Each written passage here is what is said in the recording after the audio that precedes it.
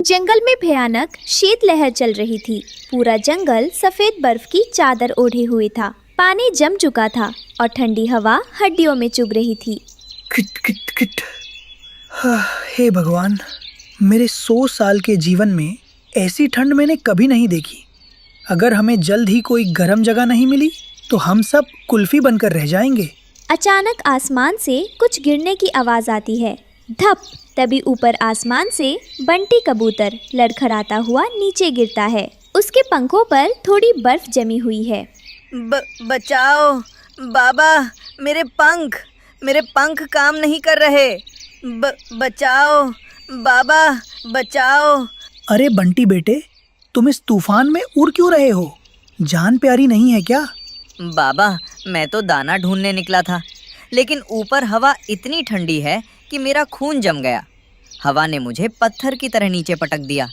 मुझे नहीं लगता आज जंगल में कोई भी पक्षी उड़ पाएगा। सही कह रहे हो बेटे, ये साधारण ठंड नहीं है, ये मौत की ठंड है। जाओ, जल्दी से किसी झाड़ी में छिप जाओ, वरना बर्फ की मूर्ति बन जाओगे। बंटी कबूतर लंगड़ाते हुए एक सूखी झाड़ी के पीछे छिप गया। ये तूफान किसी बड़ी मुसीबत का इशारा था। पुराना घोंसले में टुन्नू चिड़ा और रानो चिड़िया अपने बच्चों गुड़िया और कुकू को लेकर बैठी थी। बच्चे ठंड से नीले पड़ रहे थे।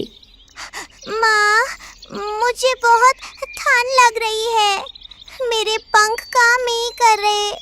मुझे रजाई चाहिए। रानो, सिर्फ रजाई से काम नहीं चलेगा।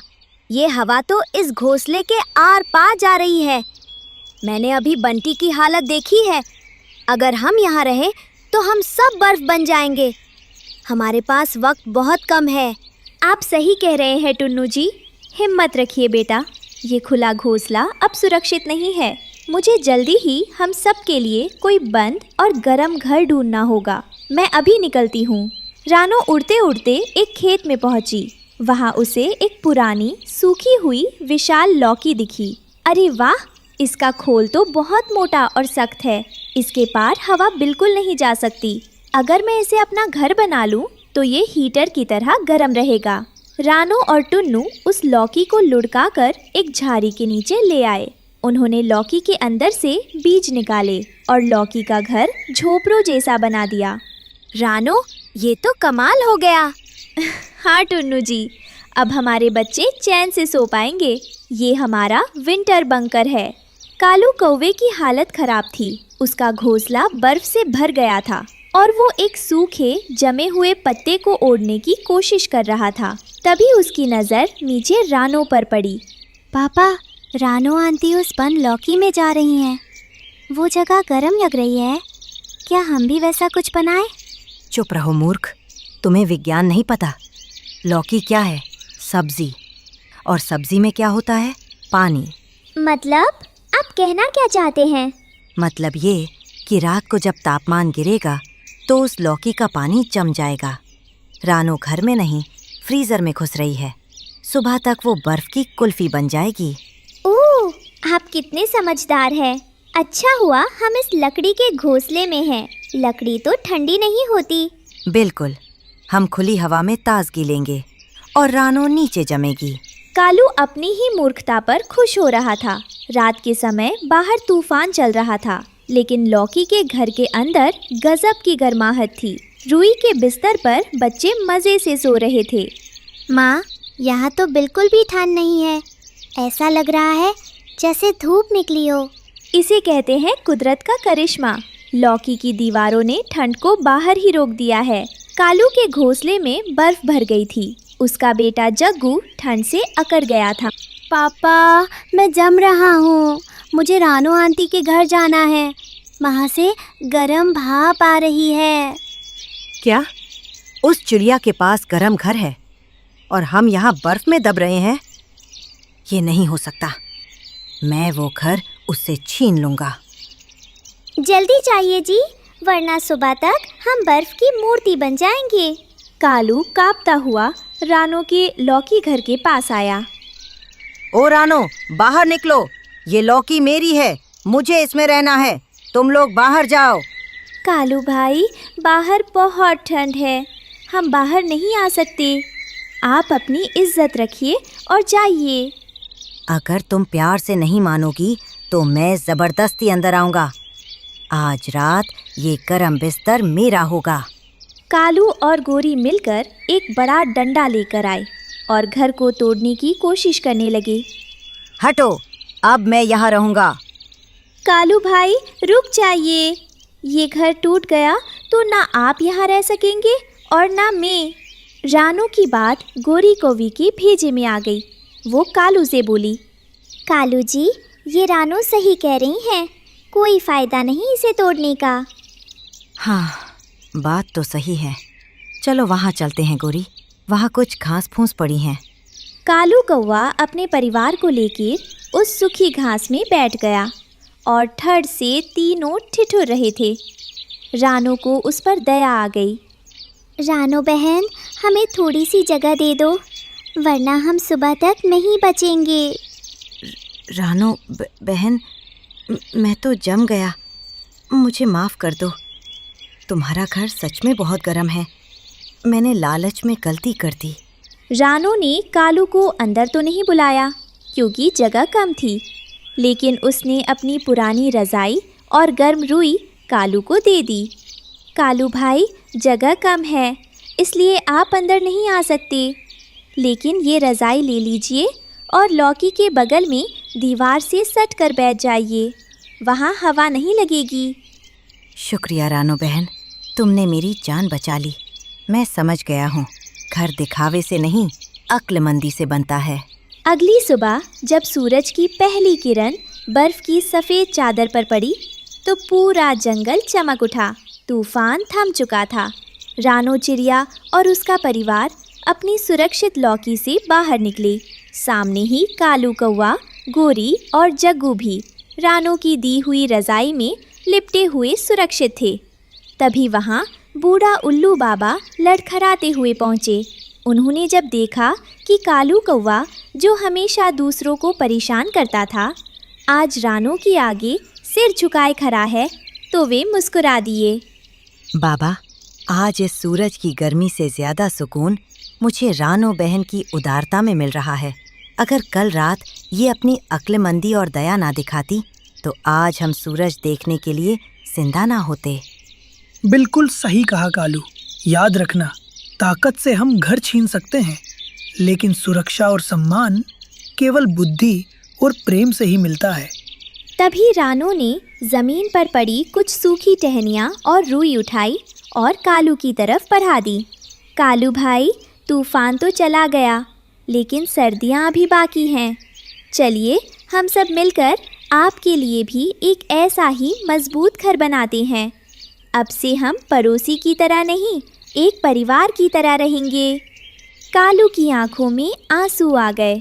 उस दिन जंगल में सिर्फ बर्फ ही नहीं पिघली थी, बल्कि कालू कौवे के दिल में जमा हुआ घमंड भी पिघल चुका था। सब मिलकर नए घर के निर्माण में जुट गए। इस कहानी से हमें सीख मिलती है कि ये कहानी हमें सिखाती है कि दूसरों का हक छीनने वाला हमेशा खुद मुसीबत में फंस। इस साल सुंदर वन जंगल में भयानक गर्मी पड़ रही थी। सूरज आग बरसा रहा था। सभी पक्षी गर्मी से बेहाल थे और छाया ढूंढ रहे थे। नदी का पानी भी गर्म हो चुका था। उफ, ये गर्मी तो जान ले लेगी। मेरे पंख जल रहे हैं। ऐसा लगता है जैसे हम किसी तंदूर में बैठे हैं। सही कह रहे हो बंटी भाई, अगर बारिश नहीं हुई तो इस जंगल में रहना मुश्किल हो जाएगा। कालू कौवा और उसकी माँ गर्मी से बहुत परेशान थे। कालू की शादी गोरी कौवी से तय हुई थी। कालू की माँ के दिमाग में एक लालची योजना आई। कालू बेटा, इतनी गर्मी में हम कैसे जिएंगे? मेरी बात मान, अपनी ससुराल वालों से कह दे कि अगर शादी करनी है तो दहेज में एक सोलर एसी देना होगा, तभी बारात जाएगी। माँ, आप बिल्कुल सही कह रही हैं। गोरी कौवी की आवाज़ मीठी है, लेकिन मुझे तो ठंडी हवा चाहिए। मैं अभी जाकर उनसे कह देता हूँ। कालू कौवा गोरी कौवी के घर पहुँचा। गोरी कौवी और उसके बूढ़े पिता ने उसका स्वागत किया, लेकिन कालू ने आते ही अपनी मांग रख दी। ससुर जी, देखिए गर्मी बहुत है। अगर आप चाहते हैं कि मैं आपकी बेटी गोरी कौवी से शादी करूं, तो मुझे दहेज में एक बड़ा एसी चाहिए, वरना ये रिश्ता खत्म समझिए। बेटा कालू, हम गरीब पक्षी हैं। हम दाना पानी दे सकते हैं, लेकिन एसी जैसी महंगी चीज़ हम कहाँ से लाएंगे? कृपया ऐसा मत कीजिए। कालू ने उनकी एक ना सुनी। उसने गुस्से में अपना मुंह फेर लिया। गोरी कौवी रो रही थी। अगर एसी नहीं तो शादी नहीं। मैं किसी अमीर घर में शादी कर लूँगा, जहाँ मुझे ठंडी हवा मिले। आप लोग अपनी गरीबी और गर्मी में ही रहिए। कालू वहाँ से उड़ गया। गोरी कौवी और उसके पिता का दिल टूट गया। रोती हुई गोरी कौवी अपने पड़ोसी रानो चिड़िया के पास गई। रानो गीली मिट्टी से अपने घर की दीवारें लीप रही थी।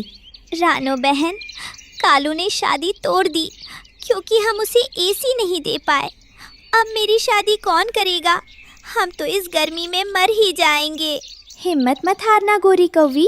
ये मेहनत थोड़ी मुश्किल है, पर इसका फल मीठा होगा। देखो, ये गीली मिट्टी जब सूखकर कड़ी हो जाएगी तो ये तुम्हारे घर को अंदर से इतना ठंडा रखेगी कि तुम्हें किसी मशीन की ज़रूरत ही नहीं पड़ेगी।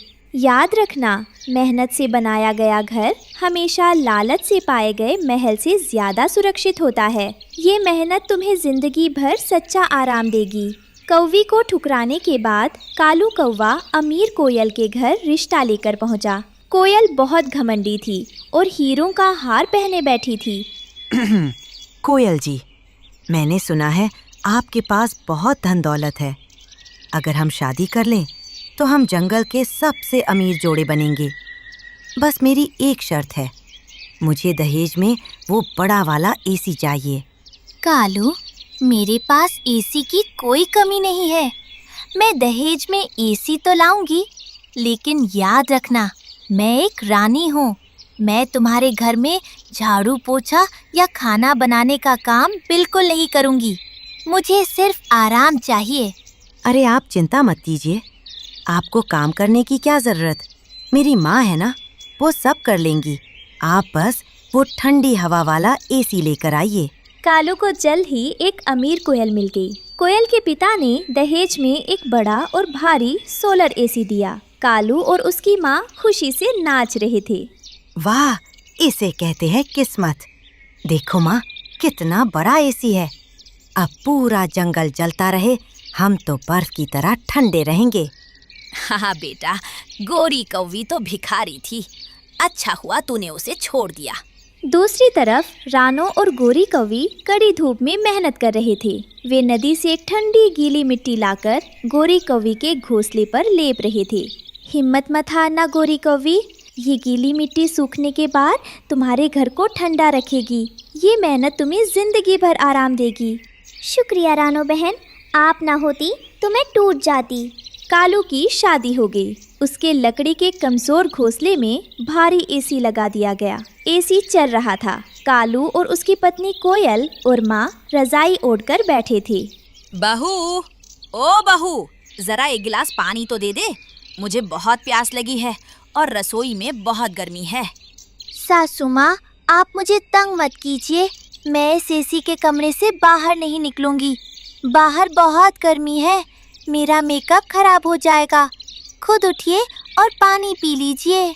माँ, आप कोयल को क्यों परेशान कर रही हैं? वो अमीर घर की बेटी है। आप खुद पानी ले लीजिए और हमारे लिए भी ले आना। कालू की माँ को बहुत दुख हुआ, लेकिन कालू ने ये नहीं देखा कि एसी के भारी तारों से चिंगारी निकल रही है, क्योंकि उसका घोंसला सूखी लकड़ियों का था। अचानक एसी की मोटर गर्म हो गई और एक जोरदार धमाका हुआ। धड़ाम! शॉर्ट सर्किट से निकली चिंगारी ने सूखी लकड़ियों में आग लगा दी।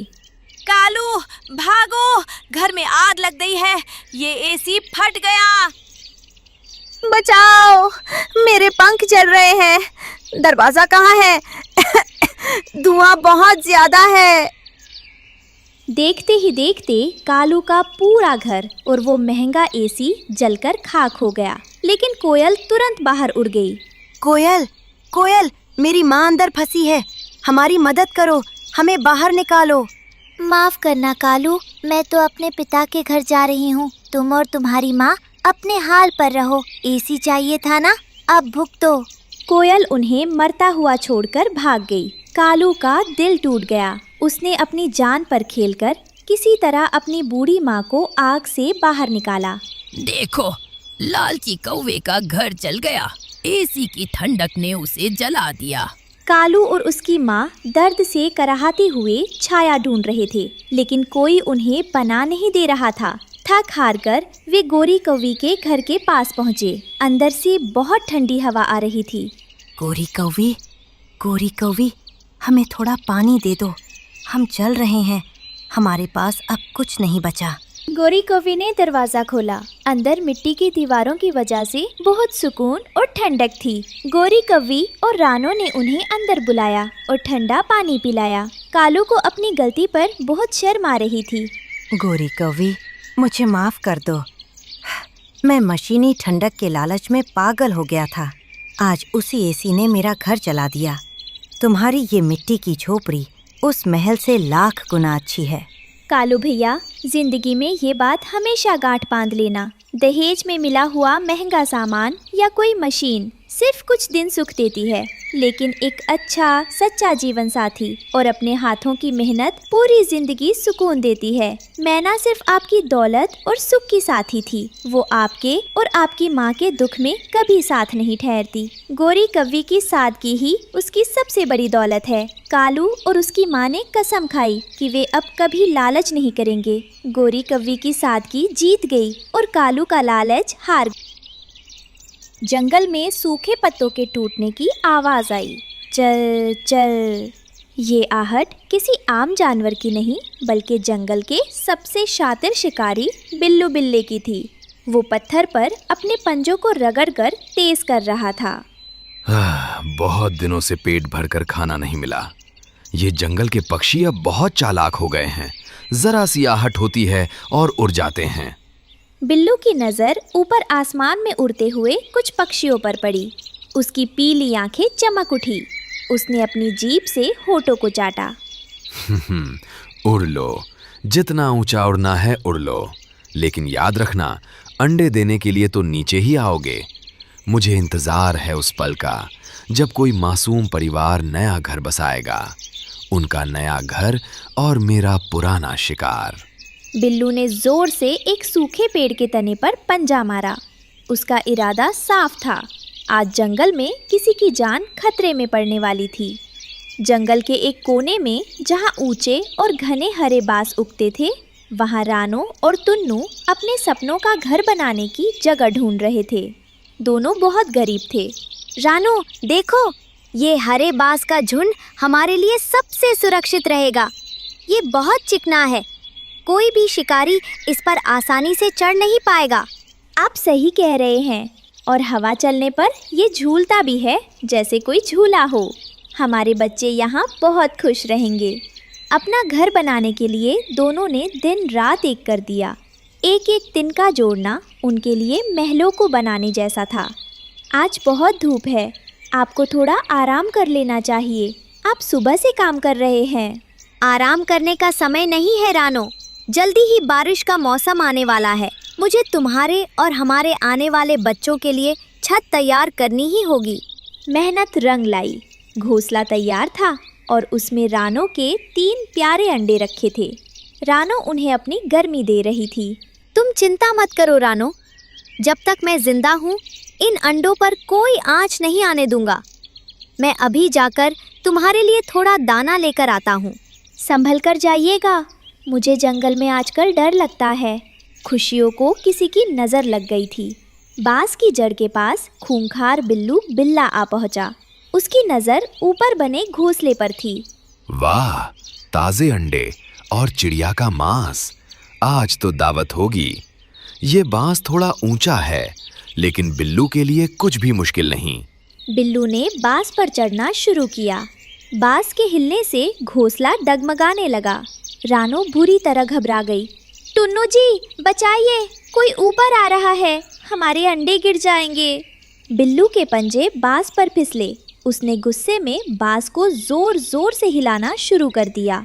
टुन्नू दाना लेकर लौट रहा था।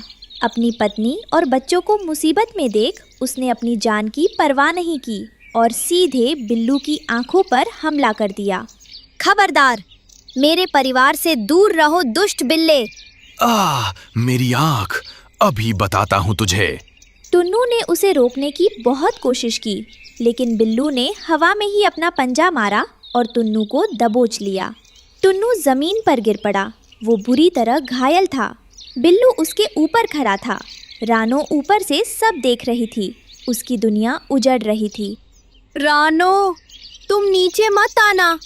बच्चों का ख्याल रखना। उन्हें मेरी कमी महसूस मत होने देना।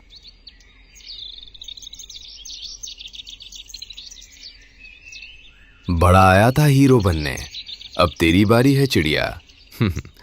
लेकिन अभी मेरा पेट भर गया है, कल आऊंगा तेरे बच्चों को खाने। रात गहरी हो गई थी। जंगल शांत था, लेकिन रानो के रोने की आवाज़ सन्नाटे को चीर रही थी। वह अपने अंडों से लिपटकर रो रही थी। आप मुझे छोड़कर क्यों चले गए? मैं अकेली इन मासूमों को कैसे बचाऊंगी? हाँ, ये दुनिया बहुत जालिम है टुन्नू जी, बहुत जालिम। अगली सुबह भूख से बेहाल रानो सबसे पहले अपने पुराने पड़ोसी हरिया तोता और उसकी पत्नी हरियाली तोती के घर पहुंची। उसे उम्मीद थी कि वे उसकी मदद ज़रूर करेंगे। हरिया भाई, हरियाली भाभी, मेरे पति अब नहीं रहे। मुझे अपने भूखे बच्चों के लिए दाना लाने जाना है। क्या आप थोड़ी देर मेरे अंडों का ध्यान रख लेंगे? देखो रानो, हमें तुम्हारे साथ सहानुभूति है, लेकिन हम उस खूंखार बिल्ले से पंगा नहीं ले सकते। हमारे भी छोटे बच्चे हैं। हम अपनी जान जोखिम में क्यों डालें? हाँ रानो, हरियाली ठीक कह रही है। तुम जाओ यहाँ से। अगर बिल्ले ने तुम्हें यहाँ देख लिया तो वो हमारे पीछे भी पड़ जाएगा। रानो की आंखों में आंसू थे, लेकिन उसने हार नहीं मानी। वो उड़कर बंटी कबूतर और बबली कबूतरी के पास गई। बंटी भाई, आप तो टुन्नू जी के दोस्त थे ना? मेरी मदद कीजिए, बस कुछ देर की बात है, वरना मेरे अंडे उस बिल्ले का शिकार बन जाएंगे। हाँ, रानो, दोस्ती तब तक अच्छी लगती है जब तक जान पर ना आए। वो बिल्लू बहुत चालाक है। हम तुम्हारी मदद करके अपनी मौत को नहीं बुला सकते। माफ़ करना रानो, तुम कहीं और मदद मांग लो। हमें अपनी जान बहुत प्यारी है। हर तरफ से ना सुनने के बाद रानो अपनी आखिरी उम्मीद लेकर बुलबुल के पास गई। बुलबुल बहुत दयालु थी, लेकिन वो खुद बहुत बीमार लग रही थी। बुलबुल बहन, सबने मुझे ठुकरा दिया। क्या तुम मेरे जाने के बाद मेरे घोंसले पर नज़र रखोगी? हाँ रानो, तुम चिंता मत करो। मैं चल तो नहीं सकती, लेकिन मैं कोशिश करूँगी। बुलबुल उठने की कोशिश करती है, लेकिन कमज़ोरी के कारण वापस गिर पड़ती है। उसका शरीर बुखार से तप रहा था। नहीं नहीं बुलबुल, तुम रहने दो। तुम खुद बहुत बीमार हो। मैं तुम्हें तकलीफ नहीं दे सकती। तुम आराम करो। दूर बैठे कालू कौवा और गोरी कौवी ये सब देख रहे थे। वे रानो का दर्द नहीं, बल्कि अपना नफा नुकसान सोच रहे थे।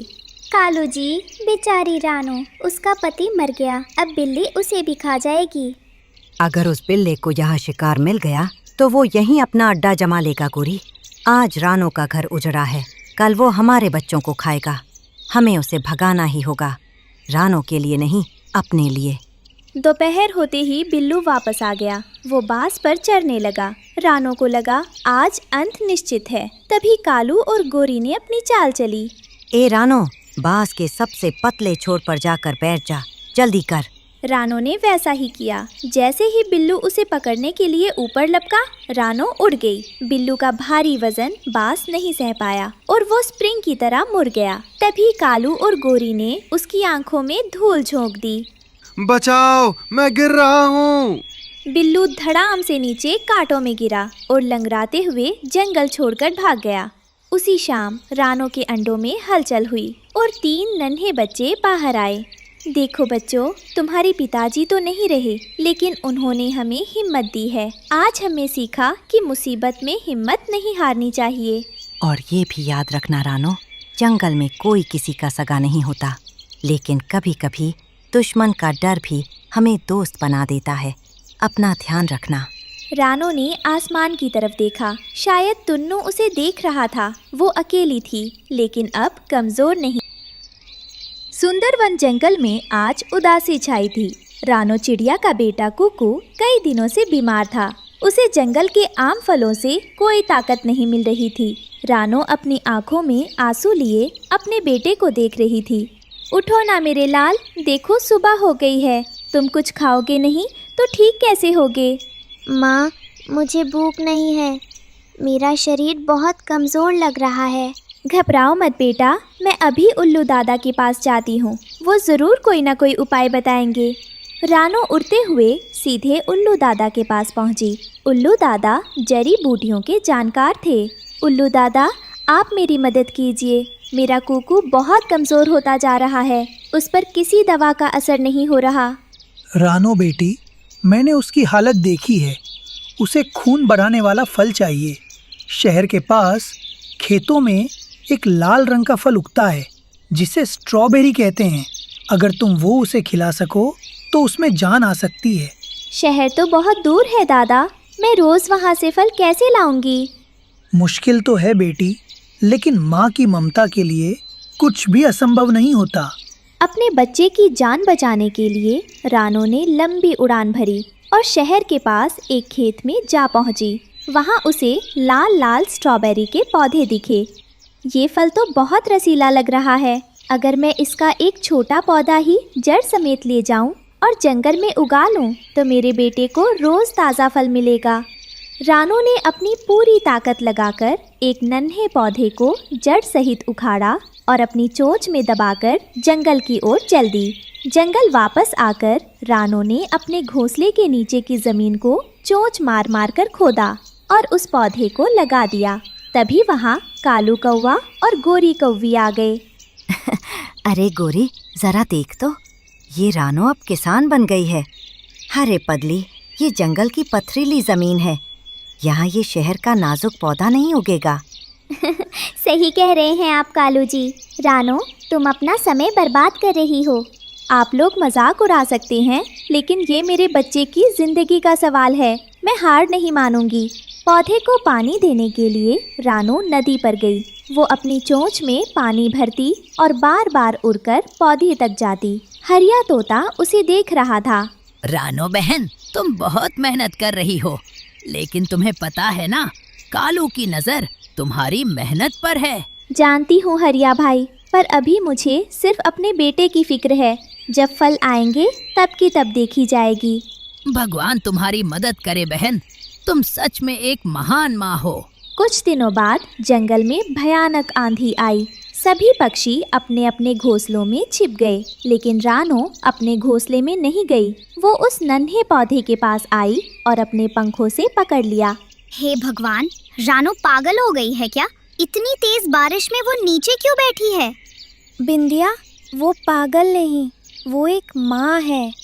अगर तेज बारिश की बूंदें उस नाजुक पौधे पर पड़ी तो वो टूट जाएगा।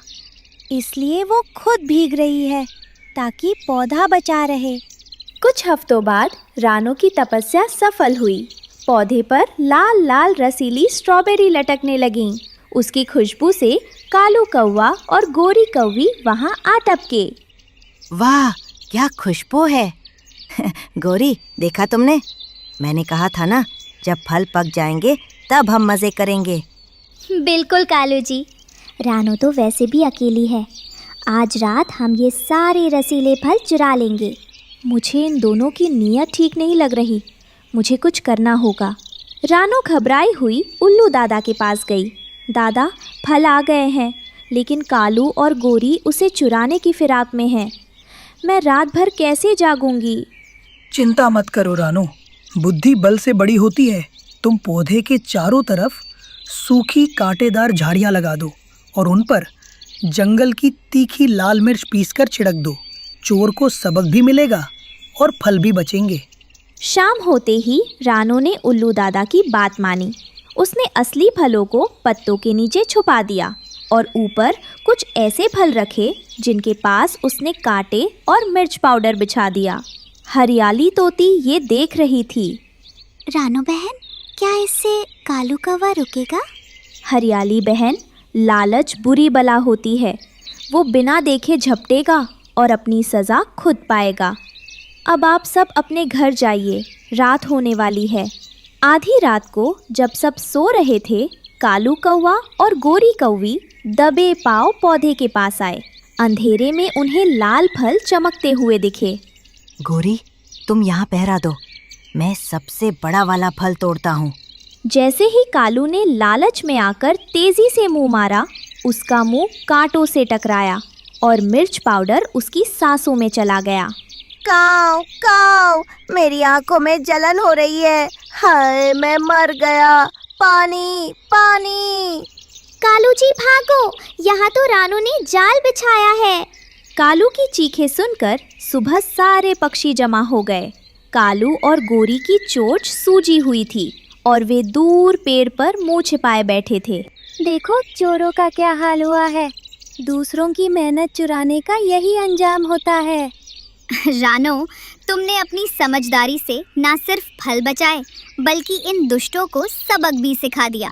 मैंने ये सब सिर्फ अपने बच्चे के लिए किया। मुझे किसी को चोट पहुंचाने का शौक नहीं है, लेकिन अपनी मेहनत लुटने नहीं दे सकती थी। रानो ने सबसे रसीली और मीठी स्ट्रॉबेरी तोड़ी और अपने बेटे कुक्कू के पास ले गई। लो बेटा, इसे खाओ, इसमें बहुत ताकत है। कुक्कू ने जैसे ही फल खाया, उसके चेहरे पर चमक आ गई। कुछ ही देर में वो अपने पैरों पर खड़ा हो गया। माँ की आंखों से खुशी के आंसू छलक पड़े। तुम ठीक हो गए मेरे लाल, मेरी मेहनत सफल हो गई। जंगल के सभी पक्षी ये देखकर भावुक हो उठे और सब ने मिलकर रानो चिड़िया को एक महान और बुद्धिमान माँ कहकर सम्मान दिया, जिसने ममता, मेहनत और समझदारी से अपने बच्चे को नया जीवन दिया और लालचियों को सबक सिखाया।